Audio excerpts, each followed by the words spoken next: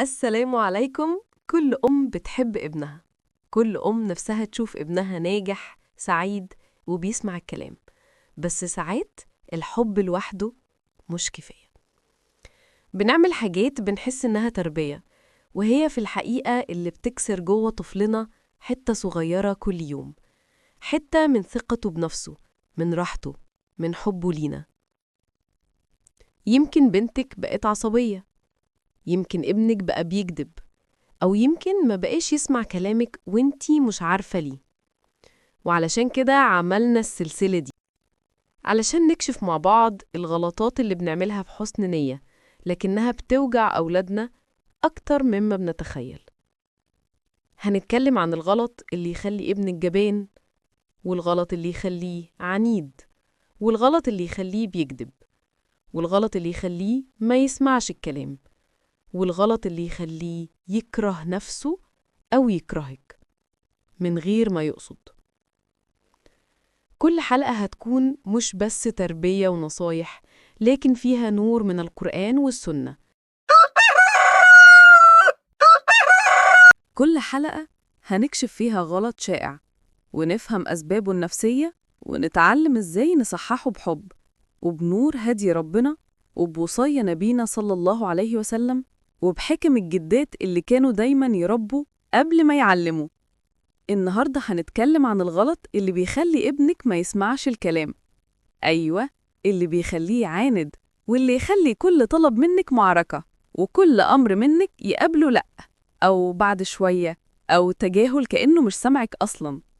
بس يا حبيبتي، خليني أقولك الحقيقة اللي يمكن تكون أول مرة تسمعيها.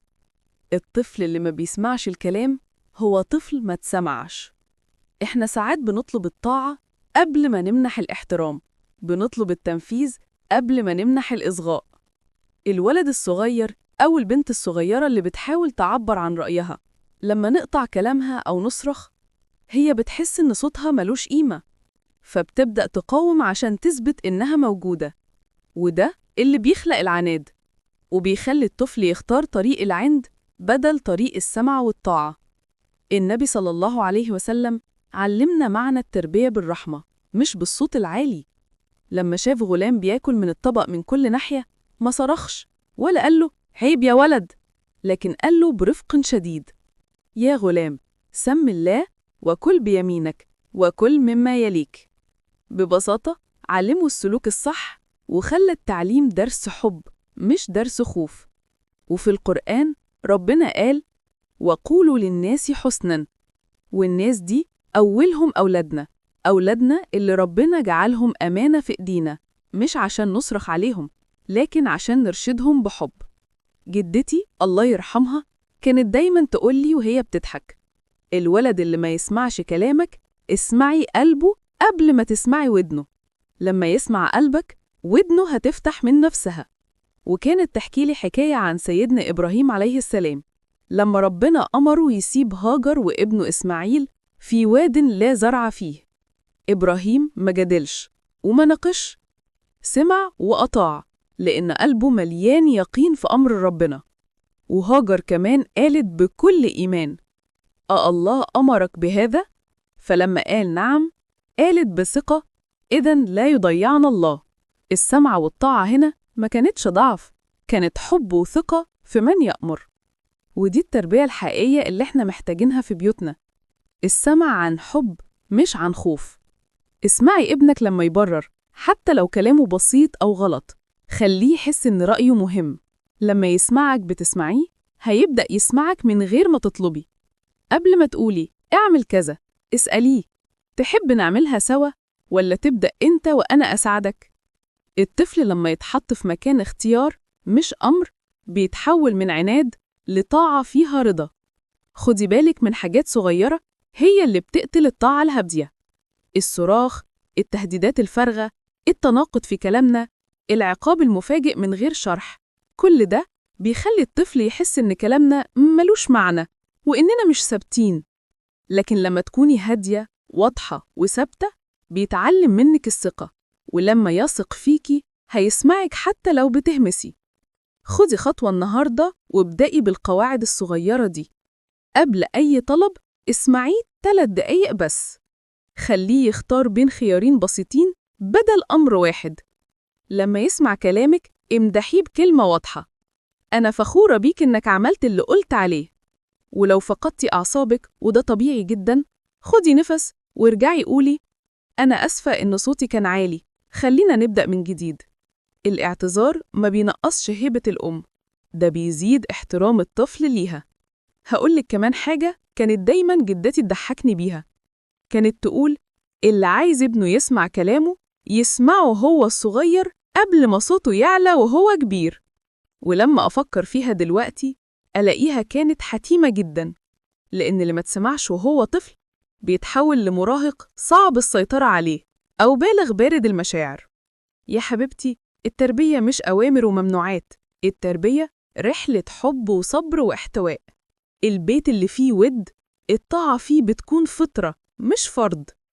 وده معنى حديث النبي صلى الله عليه وسلم: ما كان الرفق في شيء إلا زانه، وما نزع من شيء إلا شانه.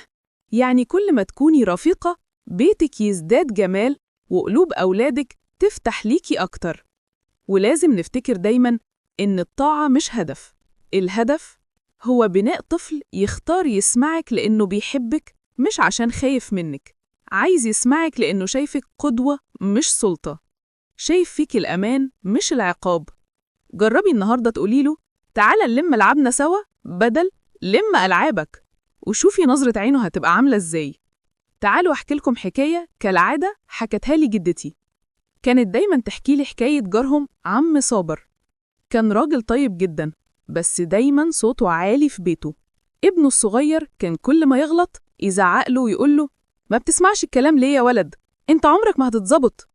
والولد كل مرة يسمع الجملة دي كان بيقفل أكتر وأكتر، لحد ما في يوم الجدة شافت الولد راجع من المدرسة، المدرس بيكلمه وهو مش بيرد خالص. سألته: ليه مش بترد؟ قال لها: هو أنا لو اتكلمت هيتسمع كلامي؟ محدش بيسمعني أصلاً.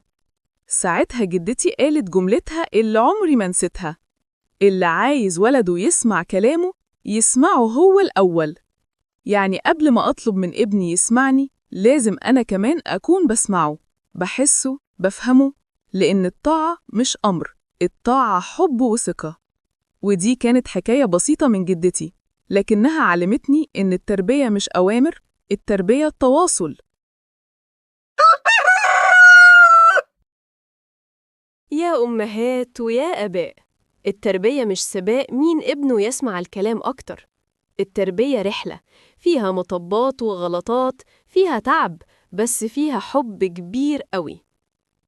قبل ما نختم حلقتنا النهاردة، خلونا نهدى شوية، نرجع لنفسنا ونرفع قلوبنا لربنا بدعاء من القلب، عشان هو وحده القادر يربي قلوبنا قبل ما نربي أولادنا. يا رب، يا من خلطت القلب وجعلت فيه رحمة الأم، يا من ألهمت قلوبنا الحنان وابتليتنا بالأمانة الغالية، أولادنا. اللهم علمنا كيف نربي كما تحب لا كما نهوى. علمنا كيف نغرس في قلوب أولادنا الإيمان قبل الكلام، والرحمة قبل القوانين، والحب قبل الأوامر. اللهم لا تجعل بيننا وبين أولادنا جداراً من غضب، ولا حاجزاً من خوف، ولا صمتاً من وجع. اجعل بيوتنا يا رب موطناً للسكينة، فيها تقال الكلمة الطيبة فتزهر، وتغفر الزل سريعاً، ويحتضن الخطأ بحكمة لا بعنف. اللهم اجعلنا نرى أولادنا بعيون الرضا لا بعيون التقييم، نسمعهم بآذان القلب لا بأحكام اللسان، نربيهم بالحب لا بالخوف. اللهم ارزقنا الصبر إذا ضاق الوقت، والحكمة إذا اشتد الغضب، واللطف إذا غلب التعب. اللهم اجعلنا نذكرك في كل لحظة تربية، نلجأ إليك قبل ما نرفع صوتنا، ونستعين بك قبل ما نمد يدنا. اللهم اجعل أولادنا قرة أعين لنا في الدنيا والآخرة، وأزرع في قلوبهم حبك وحب نبيك صلى الله عليه وسلم، واملأ بيوتنا بذكرك ونورك وطمأنينتك. اللهم اجعلهم صالحين مصلحين، أبرارا بوالديهم، رحماء بإخوانهم، طيبين في قولهم، صادقين في نواياهم، واجعلهم زادا لنا في ميزان حسناتنا. اللهم لا تحرمنا لذة الدعاء لهم، ولا بركتهم في حياتنا، ولا رضاك عنا وعليهم. يا رب، كما جمعتنا اليوم على كلمة طيبة، اجمعنا دوما على الهدى، واجعل هذه الحلقات نورا في قلوب الأمهات، ودليلا لكل من أرادت أن تربي على طريقتك لا على غضبها. اللهم آمين. كنت معاكم زهرة. لو الحلقة لمست قلبك أو فكرتك في حاجة عن علاقتك بولادك، سيبي بصمتك الجميلة بلايك وتعليق علشان توصل الرسالة لأم تانية يمكن محتاجة تسمع الكلمة دي النهاردة. دايما ابدأي من الحب، لأن الحب هو اللي بيخلي التربية حياة.